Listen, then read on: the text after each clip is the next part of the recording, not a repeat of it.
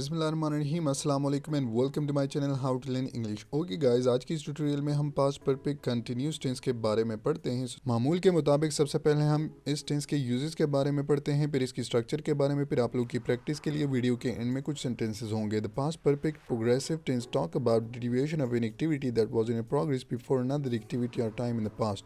गुजरे हुए ज़माने में किसी ख़ास वक्त या किसी ख़ास एक्टिविटी के पहले जब एक एक्टिविटी शुरू होती है और उस वक्त तक जारी रहती हैं, शुरू होती हैं, तो उसके लिए हम पास्ट परफेक्ट कंटिन्यूस टेंस का इस्तेमाल करते हैं। एग्जाम्पल को आप लोग देख लें कि he had been playing football for 2 hours by the time I go to the playground. I go to the playground, इस एक्टिविटी के पहले ये दूसरी वाली एक्टिविटी शुरू हुई थी और उस वक्त तक जारी रही थी, इसलिए इसके लिए हम पास्ट परफेक्ट कंटिन्यूस टेंस का इस्तेमाल करते हैं।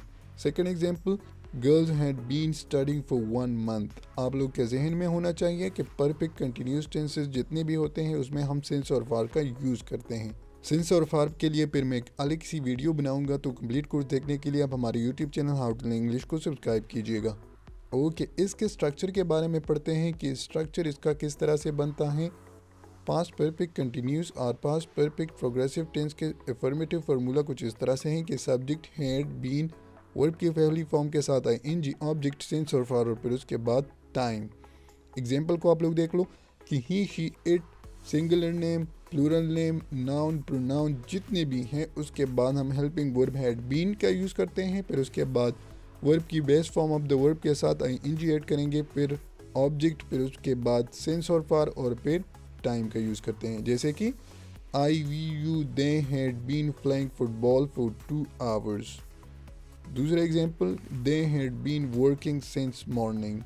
Negative formula of the past perfect progressive tense, subject hadn't been, verb की best form of the verb के साथ ing, फिर ऑब्जेक्ट, फिर सिंस और फॉर और फिर time. Example, he she it, singular name, plural name, pronoun जितने भी हैं कि they hadn't been playing football for 2 hours by the time I got to the ground.